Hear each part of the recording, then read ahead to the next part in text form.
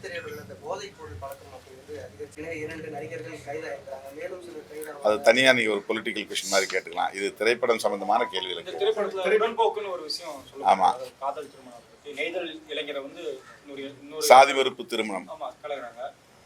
நான் தமிழர் கட்சியோட சீமான் வந்து அவர் வந்து இப்போ ஒரே குளத்துல இருந்த இப்போ மீன் பிடிக்கிற ஒரு பையன், மீன் பிடிக்கிற ஒரு ஒய்ஃப் அப்படின்னா தானே அதோட தொழிலை வந்து விருத்தியாக முடியும்.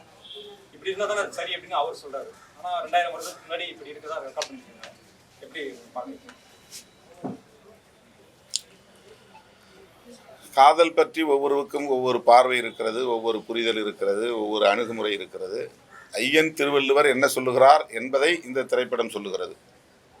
ஏஜே பாலகிருஷ்ணன் அவர்களும் மற்ற படக்குழுவை சார்ந்தவர்களும் சாதி மறுப்பு திருமணம், உடன்போக்கு போன்றவற்றை இந்த தமிழ் சமூகம் ஏற்கனவே அங்கீகரித்திருக்கிறது என்பதை உறுதிப்படுத்தி இருக்கிறார்கள். சார், உலக திரைப்பட வரலாற்றுல திரைப்பட துறையில திருக்குறளுக்கான ஒரு தனி படமா இந்த படம் எடுக்கப்பட்டிருக்கு. எதிர்காலத்துல இது மாதிரி படங்கள்லாம் வரணும்னு நீங்க ஆசை? இந்த திருக்குறளை வைத்தே இன்னும் பல படங்களை எடுக்க முடியும். திரு ஏஜே பாலகிருஷ்ணன் அவர்கள் அடுத்து திருக்குறள் 2 என்று கூட 02 என்று எடுக்க வேண்டும் என்பது என்னுடைய அவா. ஏனென்றால் அந்த படத்தை எப்படி திருக்குறளுக்கு நேரடியாக பொருள் சொன்னால் அது ரொம்ப ட்ரையாக இருக்கும், அதுக்கு புரிஞ்சுக்க முடியாது. ஆனால் ரொம்ப இயல்பான உரையாடல்கள் மூலமாகவே ஒவ்வொரு திருக்குறளுக்குமான பொருளை சொல்லுகிற காட்சி அமைப்பு அபாரமானது. இந்த திரைப்படத்தில் உள்ள சிறப்பே அதுதான். அதற்கு தகுந்த மாதிரியான காட்சி பதிவுகள், அதற்கு ஏற்றார் போல நம்முடைய கலைஞர்கள், இது வள்ளுவனாக பாத்திரமேற்றிருக்கிற கலைச்சோழன் அவர்கள், வாசுகியாக பாத்திரமேற்றிருக்கிற தனலட்சுமி அவர்கள், அடுத்து பரிதியுடைய காதலி பவளக்குடியாக நடித்திருக்கிற பெண்மணி, இவர்கள் அத்தனை பேருமே மிகச் சிறப்பாக மிக இயல்பாக நடித்திருக்கிறார்கள். தூய தமிழை, நல்ல தமிழை, பழந்தமிழை பேசுவதால் கொஞ்சம் நமக்கு திரைப்படம்னா கொள்ளைக்கெல்லாம் பேசணும், இயல்பாக பேசணும் அப்படிங்கிற ஒரு மரபை உடைத்து அந்த காலத்தில் எப்படி இருந்திருப்பார்கள் என்கிற அந்த கோணத்தில் அந்த உரையாடல்களும் அமைந்திருக்கின்றன. அந்த உரையாடல்கள் நமக்கு பழக்கமானவை தான். அதில் ஒன்றும் புதிய உரையாடல் முறை அல்ல, ஏற்கனவே இருந்த ஒரு உரையாடல் முறைதான். நல்ல புதிய சொற்கள், ஏராளமான குறளில் கையாளப்பட்டிருக்கிற சொற்களே ஏராளமான சொற்கள் அதில் இருக்கு. திருமணம் என்றாமல் மனவினை என்று சொல்லுகிற அதுபோல் பல சொற்கள், புதிய புதிய தமிழ் சொற்கள் உரையாடல்களில் இடம்பெற்றிருக்கின்றன. அவற்றை நடிகர்கள், இந்த கலைஞர்கள் மிக இயல்பாக உச்சரிக்கிறார்கள். அதில் அவர்களுக்கு எந்த சிரமமும் இருப்பதைப் போல தெரியவில்லை. இந்த குறளை உச்சரிப்பதாக இருந்தாலும் சரி, அந்த உரையாடல்களை பங்கேற்பதாக இருந்தாலும் சரி, மிக இயல்பாக கலைஞர்கள் தம்முடைய திறன்களை வெளிப்படுத்தி இருக்கிற ஒரு திரைப்படமாக இது இருக்கிறது. திருக்குறளை வைத்தே இன்னும் பல பாகங்களை உருவாக்க முடியும். அதற்கு ஏஜே பாலகிருஷ்ணன் அவர்கள் முன்வருவார் என்று நான் நம்புகிறேன். சார், கல்லுண்ணாமை பத்தி வள்ளுவர் பேசியிருக்காரு. நீங்களும் வந்து உங்க கட்சி சார்பா எல்லா வித போதைப் பொருள் இருந்து விடுபடணும், அதை ஒழிக்கணும்னு சொல்லி பெரிய மாநாடு நடத்திருக்கீங்க.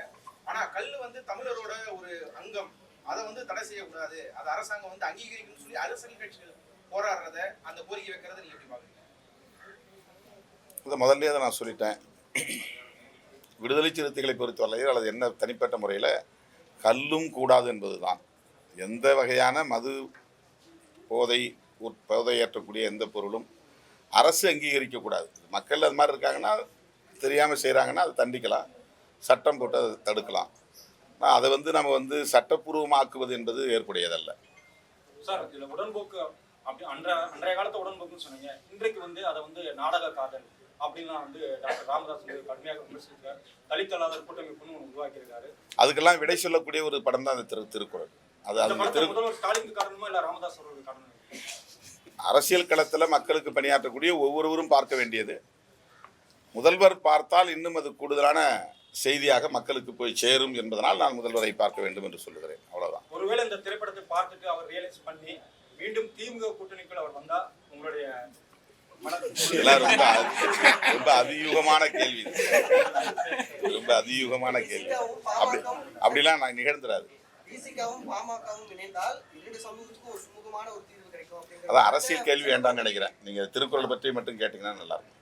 அரசியல் கேள்வியில் கேட்டு அது நீங்க கம்ப்ளீட்டா அது டைவர்ட் ஆயிரும். அதை நீங்கள் தனியாக வாங்க, நம்ம அலுவலகத்தில் பேசுவோம். இயக்குனர் மற்றவங்களுக்கு கேள்வி கருத்து நீங்கள் சொல்லுங்கள். அனைவருக்கும் வணக்கம். இப்படி உட்காந்துங்க இந்த இடத்துல. இல்ல நீங்க அதனால ஒன்றும் இல்லை, நீங்கள் உங்களுக்கு ஒளி அவங்களுக்கு சரியாக போய் சேரணும் இல்லை. ஓகேவா? ஓகேதான். ஆமா சரி. இன்னைக்கு ஒரு தலை சிறந்த ஒரு சமூக செயல்பாட்டாளர் வந்து எங்க படத்தோட காட்சி வந்து பார்த்ததுக்கு வந்து நன்றி. உங்களுக்கும் மிக்க நன்றி. இந்த படத்தோடைய முன்னோட்டத்தையும் அவர் தான் வெளியிட்டாரு. முதல்வர் இல்ல பாடல் வெளியிட்டாரு. பாடல் வெளியிட்டாரு. சார் தான் வந்து ட்ரெய்லர் வெளியிட்டாங்க. அப்போ வந்து இவர் சமூகத்தின் மீது எவ்வளவு ஒரு ஆர்வமாக இருக்கிறார் என்பதை வந்து நாம் காண முடியும். இந்த படத்தை பற்றியும் விரிவாக பேசினாங்க. அவருக்கு வந்து என்னுடைய நன்றிகளை தெரிவித்துக் கொள்கிறேன். படத்தை பற்றி அவரே அனலைஸ் பண்ணி சொல்லிட்டார். இதில் இருக்கக்கூடிய கல் உண்ணாமை, போதைங்கிறது வந்து எந்த வடிவத்தில் வந்தாலும் அது போதை தான். அது வந்து கல்லாக இருக்கலாம், சாராயமாக இருக்கலாம், விஷ்கியாக இருக்கலாம். அதனால் வந்து அதை அவர் தெளிவாக சொல்லிட்டாரு. மற்றபடி எங்களை விட அவர் அனாலிசிஸ் வேறு மாதிரி இருக்குது. இதில் வந்து உடன்போக்காக இருக்கட்டும், எப்போ கல்யாணம் பண்ணிக்கணும், காலையில் கல்யாணம் பண்ணிட்டு சாயந்தரம் கூடுறத வந்து வள்ளுவர் எவ்வளோ எதிர்க்கிறாரு, பழகி தான் வந்து இந்த சமூகத்தில் வந்து கல்யாணம் பண்ணுங்கிறத வள்ளுவர் ரொம்ப தெளிவாக பதிவு பண்ணுறாரு. அது இன்றைய சமூகத்துக்கு ஒரு தேவையான விஷயம். ஆமாம். வேற ஏதாவது கேட்க விரும்புறீங்களா நீங்கள்? போதும். நீங்க டைரக்டர் ஞான ராஜசேகரன் பெரியார் படம் எடுத்தவர், பாரதியார் எடுத்தவங்க, அவங்க படத்தை எப்படி பார்க்குறாங்க, என்ன கருத்து? இன்றைய காலகட்டத்தில் வந்து இது மாதிரி பீரியட் ஃபிலிம்ஸ் எடுக்கிறதுக்கு வந்து தயாரிப்பாளர்கள்லாம் முன் வர்றது கிடையாது. கோடிக்கணக்கான ரூபாய்களை வந்து வேறு படத்துக்கு செலவு பண்ண தயாராக இருக்காங்க. ஆனால் இது மாதிரி படங்களுக்கு வந்து தயாரிக்க யாரும் முன் வர்றதில்லை. இப்படிப்பட்ட ஒரு சூழ்நிலை வந்து மிஸ்டர் பாலகிருஷ்ணன் வந்து இப்படி ஒரு அற்புதமான ஒரு படத்தை நமக்கு தயாரித்து தந்திருக்காரு. ஏன்னா இன்றைக்கி இருக்கிற காலத்து இப்படி இது போல் ஒரு திருக்குறள் பேஸ்டாக ஒரு படம் நமக்கு ஒரு ஃபீல் குட் ஃபில்ம் ஆக்கியிருக்கார். அதுதான் ரொம்ப பாராட்டுக்குரியதுன்னு நான் நினைக்கிறேன். ஏன்னா படம் பார்க்கும்பொழுது எனக்கு ஒரு பிரீச்சியாக இருக்கும்பொழுது அது வந்து எவ்வளோ தூரத்துக்கு வந்து இன்றைக்கி ஃபீல் குட்டாக இருக்குன்றது இந்த படத்தை பார்த்தா தெரியும். அதுக்கு வந்து இதில் கேமராமேன், ஆர்ட் டைரக்டர், இப்படி நடிகர்கள் எல்லாருமே வந்து இதுக்கு கான்ட்ரிபியூட் பண்ணியிருக்காங்க. பின்னணி இசை வந்து நம்மளை வந்து இந்த படத்தோடு ஒன்றை வைக்குது. பாடல்கள் எல்லாமே வந்து இன்றைக்கி ஒரு ஃபீல் குட் ஃபில்மாக இது ஆக்கியிருக்காரு. அதுக்காக வந்து நான் வந்து நிச்சயமாக இது ஒரு மிகப்பெரிய சவால். ஏன்னா திருக்குறள் மாதிரி ஒரு திருவள்ளுவர் மாதிரி ஒரு ஆளுமை, திருக்குறள் மாதிரி ஒரு அற்புதமான ஒரு இதை வந்து இன்றைக்கி இருக்கிற ஒரு நவீன படமாக அவங்க தந்திருக்கிறது வந்து ரொம்ப மகிழ்ச்சி அளிக்குது. இப்படிப்பட்ட படங்கள் வந்து ஆதரிக்கப்படணும், அங்கீகரிக்கப்படணும்னு நான் வேண்டிக்கிறேன். அவ்வளோதான் நான் சொல்ல வருவார். தேங்க்யூ. பெரியார் வந்து தன்னுடைய கல் தோட்டத்தில் இருந்த மரங்கள் எல்லாம் வெட்டி சாய்ச்சி தான் வந்து கல் குடிக்கூடாதுன்னு எதிர்த்தாரு. அந்த படத்துலயும் திருவள்ளுவரும் அதே சொல்லியிருக்காங்க. ஆனா சில அரசியல் கோமாளித்தனம் பண்றவங்க வந்து குடிங்க, கல்லு வந்து குடிச்சு கல்லு மரத்துல ஏறி காய்ச்சோன்னு சொல்லி அதை வந்து சொல்றாங்க. அதை நீங்க எப்படி எதிர்க்கிறீங்க? அதுக்கு அந்த கண்டனத்தை வந்து நீங்க எப்படி சார் தெரிவிக்கிறீங்க? இல்ல அதான் சொன்னேன், போதை வந்து எந்த வடிவத்தில் வந்தாலும் எதிர்க்க தான் செய்யணும். ரெண்டு பேருமே ஆமா, போதை வந்து எந்த வடிவத்துல வந்தாலுமே வந்து எதிர்க்க தான் செய்யணும். ஏன்னா மனிதன் வந்து போதை இல்லாத நேரம் தான் மனிதனா இருப்பான். வள்ளுவர் பிணம்னு சொல்றாரு. தண்ணி இப்ப நானே என்னுடைய தொடர்பில் இருக்கிறவங்க வந்து தண்ணி அடிச்சுட்டு பேசினான்னா நான் இப்போ ஒரு பிணத்துக்கிட்ட பேசிட்டு இருக்கேன்னு சொல்லுவேன். அது எங்க அதில் வந்து எல்லாரும் தெரியும். இதாவது எங்கிட்ட பேசினான்னா நான் ஒரு பிணத்திடம் பேசி கொண்டிருக்கிறேன். இதுதான் எங்களோட நிலைப்பாடு. ஏன்னா நான் பிறந்ததுலேருந்து நான் வந்து எதுவுமே குடிச்சதில்லை, கள்ள சாராயமே குடிச்சதில்லை. ஆமாம். அப்போ அதை தான் வள்ளுவர் அதான் சொல்லியிருக்கிறாரு. என்னோட நிலைப்பாடு அதுதான், சாரோட நிலைப்பாடு அதுதான். இப்போ நடுநாட்டின் மீது படையெடுத்து வடுகர்கள் வருகிறார்கள், கூலிப்படை வருகிறார்கள் அப்படின்னு சொல்லும்போது அந்த படத்தில் ஒரு இடத்துல அந்த படையில் வரக்கூடியவர்கள் பலர் மது போதையில் வருவார்கள் அப்படின்னு சொல்லுவாங்க. அப்படின்னா ரொம்ப ஈஸி நம்ம அவங்களை வெற்றி பெறுவதற்கு அப்படின்னு ஒரு வசனம் வருது அந்த இடத்துல. படை வீரர்கள் கூட குடிபோதையில் அந்த காலத்திலையும் போரில் பங்கேற்று இருக்கிறாங்க. அவங்க வந்து கூலிப்படையாக வராங்க. அந்த கூலிப்படையினரை எதிர்கொள்வது எளிது. நம்ம படை வீரர்கள் அப்படி யாரும் குடிக்கக்கூடாது. கருப்பட்டியில் புளியை கரைச்சி அந்த பானத்தை கொடுக்கணும். அது அவங்களுக்கு உற்சாகத்தை தரும், நல்ல எனர்ஜி, அந்த ஆற்றலை கொடுக்கும் அப்படின்னு அந்த கல்லுக்கு மாற்றா வள்ளுவர் கருப்பட்டியில் புளியை கரைத்து கொடுக்கக்கூடிய பானத்தை சொல்கிறார். அது படத்தில் வச்சிருக்கிறாங்க. அதனால் வந்து போதை எந்த வடிவத்திலும் மனித குலத்தை பாழ்படுத்தக்கூடாது. அதை நம்ம வந்து நியாயப்படுத்த முடியாது. பதநீர் வேற, கல் வேற. ஒரு மரத்து கல் குடித்தா உடலுக்கு நல்லதுன்னு கிராமத்தில் பழமொழி உண்டு. ஒரு மரத்து கல்லை எடுத்து லட்சக்கணக்கான மக்களுக்கு சப்ளை பண்ண முடியாது.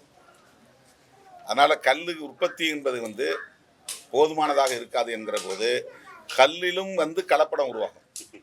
போதைக்கான கலப்படம் வந்து கெமிக்கல்ஸ் அல்லது வேறு விதமான பொருட்கள், அதில் டயசபாம்ங்கிற ஒரு மாத்திரையே கலந்து தான் விற்கிறாங்கிறதெல்லாம் அனாலிசிஸ் ரிப்போர்ட் நமக்கு சொல்கிறாங்க.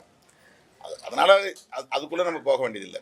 வள்ளுவரை நாம் ஏற்றுக்கொள்கிறோம்னா, வள்ளுவரை ஏற்றுக்கொள்வதில் தமிழ் தேசியத்தில் ஒரு அங்கம் அப்படின்னா நம்ம வந்து கல்லுண்ணாமையை தான் வலியுறுத்த முடியும். இதில் கல் இறக்கக்கூடிய தொழிலாளர்கள் நலன் அப்படிங்கிற விஷயத்தை வச்சு பேசுகிறாங்க. கல் இறக்கக்கூடிய தொழிலாளர்களுக்கு, அவர்களுடைய நலன்களுக்கு மாற்று திட்டங்களை அரசு சிந்திக்க வேண்டும். மாற்று தொழில்களை அரசு சிந்திக்க வேண்டும். குறிப்பாக வந்து இது மாதிரி பல தொழில்கள் வந்து நம்ம வேண்டாம்னு நினைக்கிறோம். பறை அடிக்கிற தொழில் வேண்டான்றோம். பறை அடிக்கிற தொழில் இருக்கட்டும், அந்த தொழிலாளர்கள் இருக்கிறாங்க, அவங்க அவங்களுக்கு வந்து புதுசாக நீங்கள் பறையை வாங்கி கொடுங்கன்னு நம்ம சொல்ல முடியாது. அந்த மாதிரி வந்து தொழிலாளர்கள் நலன் என்பது வேறு, சமூக நலன் என்கிற அடிப்படையில் போதைக்கு எதிரான கருத்து என்பது வேறு.